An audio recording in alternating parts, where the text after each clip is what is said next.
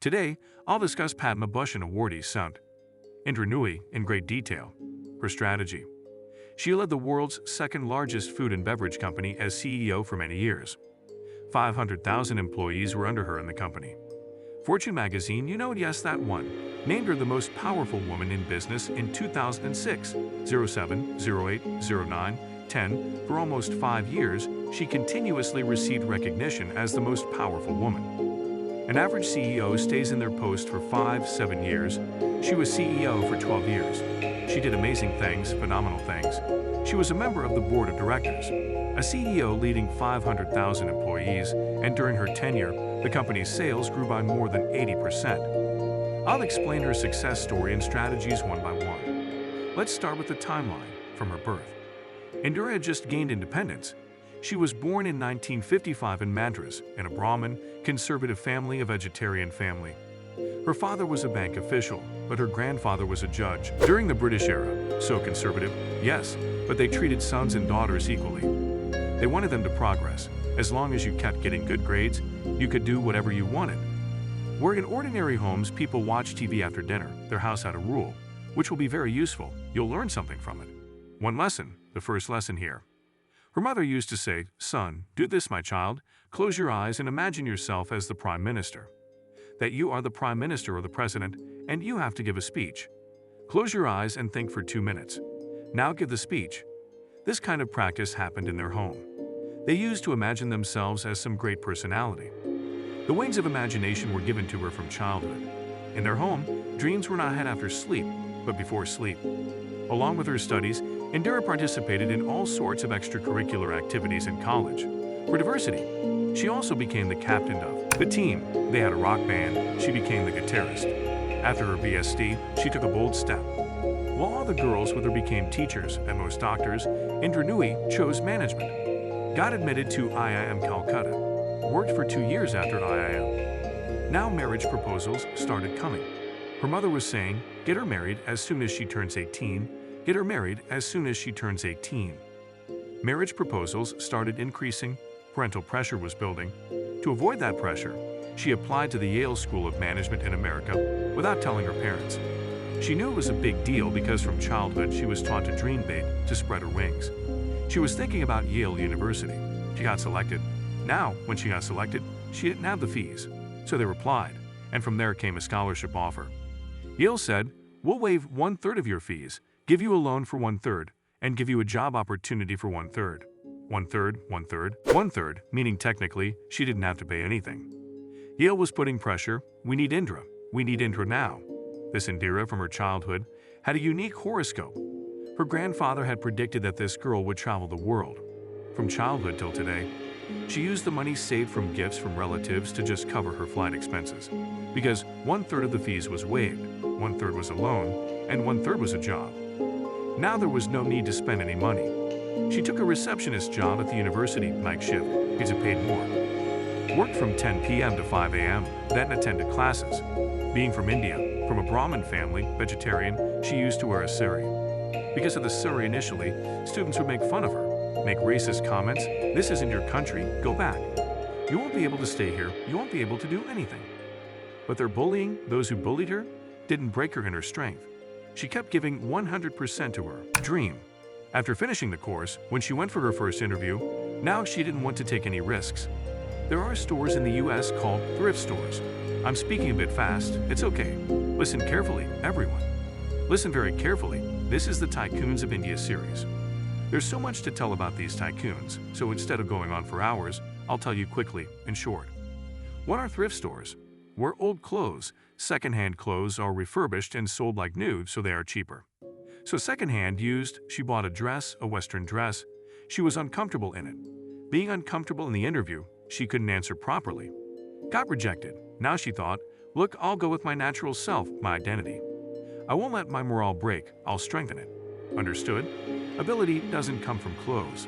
She gave all subsequent interviews in a sari and got selected in all of them. She made the sari a symbol of her culture. Even today, on every special occasion, she prefers to wear a sari. Let's grasp the first lesson. Another one of her biggest strategic lessons, streamlining for scaling. That was in '94 when PepsiCo, $85 billion debt. At that time, investors were demanding answers. Give us answers, give us answers. Coca-Cola's president at the time had said that after selling PepsiCo, one could leave PepsiCo. That was the time. Nobody would question leaving, would leave. But she took on this challenge. For 72 hours, without sleep, just drinking coffee, she sat in the boardroom and started reading data. Went deep into the data. Audit reports, financial reports, internal strategy documents. Understand how she turned around PepsiCo. A woman who started from Madras in India, which is now called Chennai, turned it around. She observed that PepsiCo's 3 business heads, separate functions.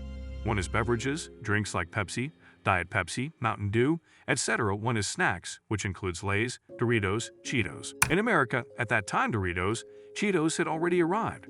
And one is restaurants. You'll be surprised to know that Pizza Hut was initially under PepsiCo.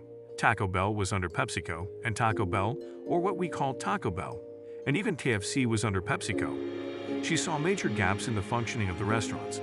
Gaps that it was a diversified business, and the businesses were fighting amongst themselves.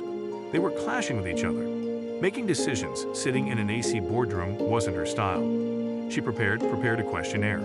Listen, Indra prepared a questionnaire. Are you listening carefully? Taking that questionnaire, she went out herself, started visiting each store, started visiting each restaurant.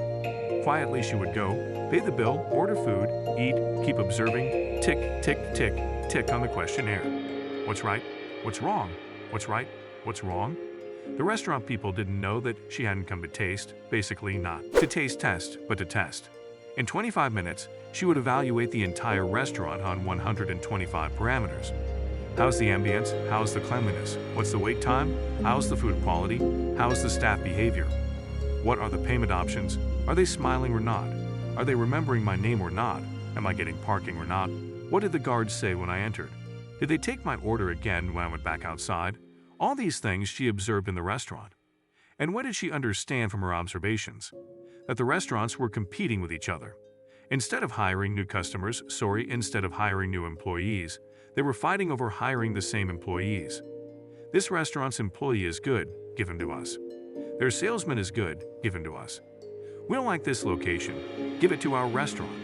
And all these fights were going on within PepsiCo. And PepsiCo's restaurant chain. Without the right management, it was suffering a lot. Now, Indra came back after all her research. Coming back to the boardroom, she made a revolutionary decision, which if it had failed, she would have had to leave her job. But folks, it turned out to be very successful for her. What did she do? She separated the low-performing assets, the low-performing products, or the low-performing revenue streams. Low-performing, meaning where I'm not earning well. Separate them. Lean management, focused acquisition, and new market penetration. 3 things she focused on. Lean means removing waste, whatever is waste. Focused acquisition means I'll focus only on what sells fast.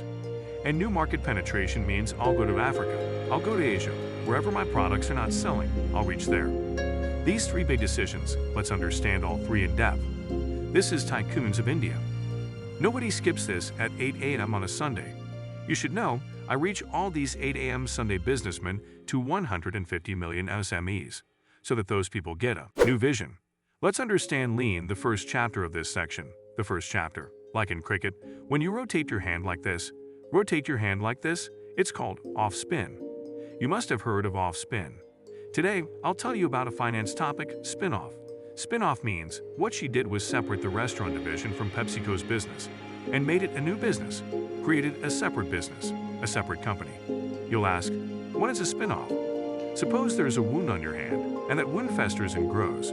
It's better to cut off that wound. Spin-off is the name for cutting off that festering wound. It was 1997. This strategy she led the company's 3rd vertical, meaning the restaurant businesses. There were 3 restaurant businesses, right? Those 3 restaurant businesses, we gave them a new name, Trichem. 3 restaurants, Trechem. This Trichem, meaning 3 companies, we registered all 3 under it. All 3 brands became independent from PepsiCo, and the spin-off was complete. How was the spin-off complete? They sold this Trichem, and whom did they sell it to? PepsiCo sold the Trichem Group to a new parent company, Yum! Foods. This brought in $55 billion. Remember, there was a loan of $85 billion. $55 billion came in, but not in cash. $45 billion came in cash. $1 billion. PepsiCo had ownership in Pizza Hut, ownership in KFC. They gave 1 share for every 10 in this new company. Do you understand? This Tricon, the new company that Yum Foods bought, gave it to Yum Foods. So the shareholders of PepsiCo, if their shareholding in PepsiCo was 10, worth $1, then $1 worth became, here, where? In Yum Foods, and $45 billion came in cash and dollars. As soon as $45 billion cash came in, they repaid more than half of their debt. Now, with focus in restaurant chains management, again it started to grow. Restaurants went that way, and now all new business focused. PepsiCo's entire focus became beverages and snacks. Now, limited things. How to make limited things unlimited with limited focus. Indra made some acquisitions in the next few years, in a single direction. Didn't allow directions to multiply. Kept a focused direction. In 1998, within beverages itself, they acquired Tropicana Juice. Tropicana Juice, it had a large market. It helped them acquire 72% of the juice market. In those days, juice wasn't sold in cartons. They brought Tropicana. It was a major masterstroke for them. Now, what was Tropicana for them? So their name wouldn't be tarnished due to sugar. Due to chips, they thought of bringing in some healthy items. So they introduced Quaker Oats energy drink, Gatorade. Its market share started growing rapidly, from 18% to 33%. Why? Focus had increased. We separated the restaurant chains, sold them.